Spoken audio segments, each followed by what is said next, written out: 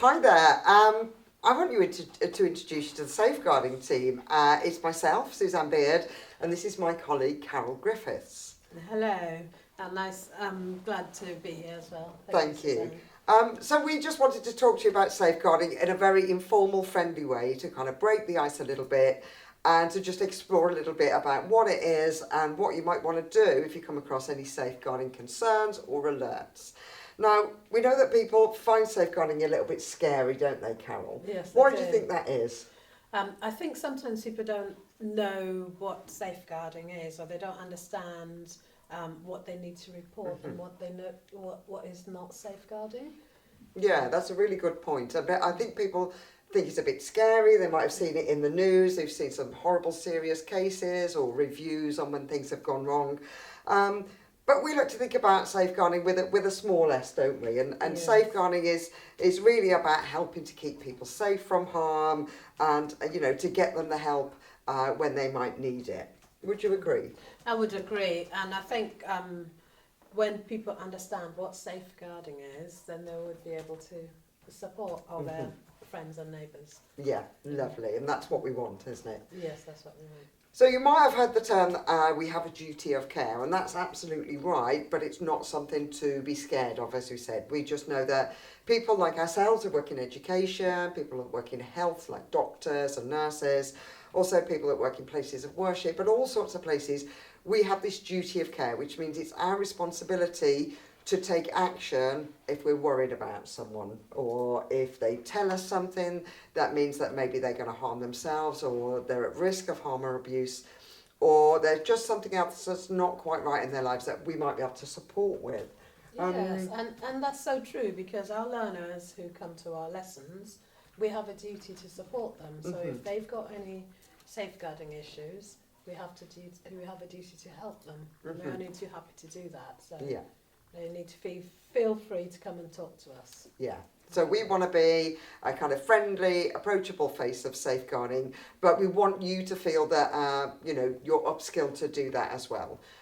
So we're gonna share with you just a few kind of our key values about safeguarding, really. So the first one is thinking about having professional curiosity. So this is a well-used phrase, isn't it? But what we really mean is about kind of you listening to your intuition. If something doesn't feel right, a bit like when someone leaves a briefcase on the train, Yes. use that intuition to kind of take action. Think about something's different in that person today. Do you understand what I mean, Carol? Yes, I do understand, because a lot of times when I work with learners, if somebody comes to class and something seems different that day, it's that curiosity that makes me ask them if they're okay. And a lot of times you do that privately and you ask them, are you okay? Yeah. Is everything okay at home? Then you find out. Yeah. And sometimes it may be because something has happened at home. Yeah. And sometimes you might need to ask twice, Yes. are you okay? Yes. To give people permission to open up a bit. The second thing, which I think Carol's already in there with, is having courageous conversations. So it's about having that confidence, isn't it, to talk to someone and giving them that kind of opportunity to talk about what might be wrong and not feeling too overwhelmed by what might come back. Yeah, and it's that understanding that we are there if people want to talk to us. Yeah, absolutely. And if you are having those conversations, it's really important to stay what we call regulated in your response. So we know that if somebody's upset or stressed, they're going to be kind of passing that stress on to you, aren't they? And they're going to feel quite upset. So rather than us also getting upset and stressed and panic stricken, really try and stay grounded, stay calm, use your active listening skills and support that person and let them know that, they're doing the right thing by talking to you and that they're kind of in safe hands, really. Would you like to add anything to that, Carol?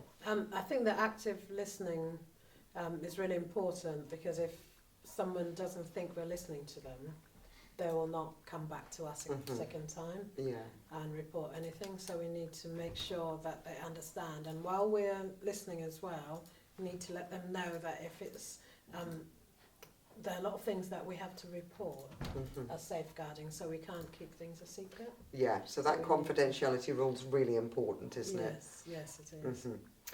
Okay, so yeah, really reassure that person, let them know they're doing the right thing, but also don't promise any secrets, especially if there's any harm or abuse going on. Yeah. So please do get in touch with us. If you've got any questions about safeguarding, you can get us on our usual email addresses. That's suzanne.beard@bristol.gov.uk.